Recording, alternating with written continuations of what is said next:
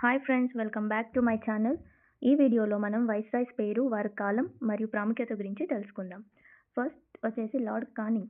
ఇతని యొక్క period 1858 to 1862 and he is the first viceroy of India. అయితే 1857 revolt ముగింపు సమయంలో ఇతనే వైస్రాయ్గా వర్క్ చేశాడు. నెక్స్ట్ కలకత్తా, బాంబే, మద్రాస్ విశ్వవిద్యాలయాల స్థాపన ఇతని కాలంలోనే జరిగింది. Second lord Mayo.